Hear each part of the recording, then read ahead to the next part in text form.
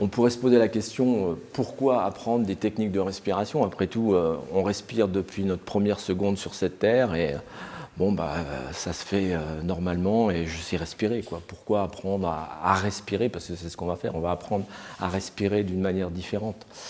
Donc, la respiration, elle se trouve juste sous notre nez et on pense qu'on sait respirer, mais en fait, quand on étudie un petit peu la respiration, quand on étudie différentes techniques de respiration, on s'aperçoit en fait qu'on ne savait pas respirer.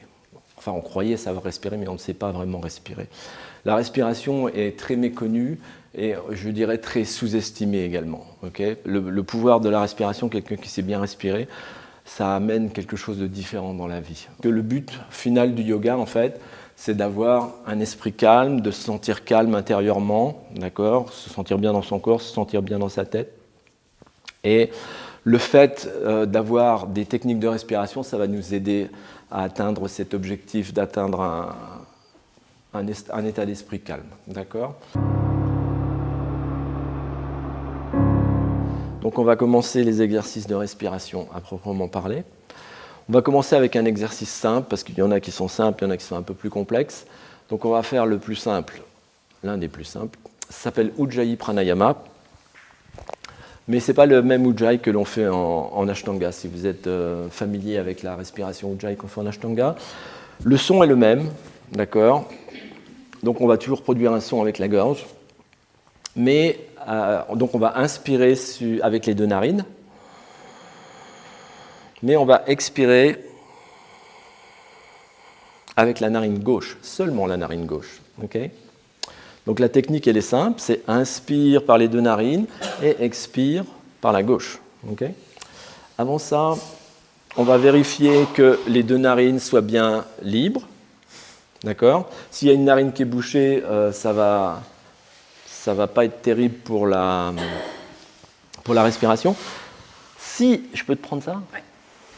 Si vous avez une narine qui est bouchée, que ce soit la droite ou la gauche, alors vous regardez, si vous sentez qu'il y a un côté qui sort plus d'air que l'autre, ou vraiment vous sentez que c'est vraiment bloqué, si ma narine droite est bloquée, je vais prendre quelque chose comme ça, je vais emprunter, et je vais le mettre sur l'aisselle opposée, et je vais presser comme ça, et d'ici quelques minutes, ça va ouvrir la narine droite. Inversement, si c'est la narine gauche qui est bloquée, je vais mettre ça sur l'aisselle droite, je vais presser, je fais ma respiration, et normalement, dans les 2-3 minutes qui suivent, ça va ouvrir la narine qui est bloquée. Okay ? Ça fonctionne très bien. Okay ?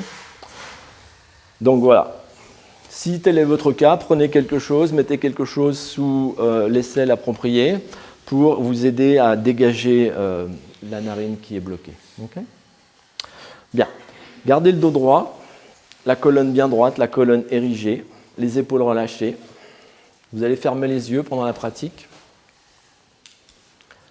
On va commencer à respirer par le nez, donc en produisant le son avec la gorge, à l'inspire comme à l'expire. Ça va nous donner du contrôle sur l'air qui rentre et qui sort.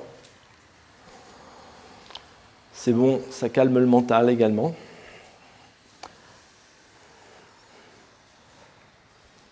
On va expirer complètement. Donc, on commence toujours le pranayama sur une expire. So, vous allez expirer, vous videz vos poumons complètement. Puis, inspiration. On inspire par les deux narines. On expire en fermant la narine de droite. On expire sur la gauche. Avec le pouce, on ferme. Pardon, j'aurais dû le dire. On ferme la narine droite avec le pouce. Et on double l'expiration. C'est-à-dire que si votre inspiration a une durée de 5 secondes, votre expiration aura une durée de 10 secondes. Deuxième, inspire par les deux narines et expire par la gauche. Doublez l'expire. Comptez votre inspire. Si vous en faites 4 à l'inspire, vous devriez en faire 8 à l'expire. On en a fait 2 ensemble, vous allez en faire 10 par vous-même.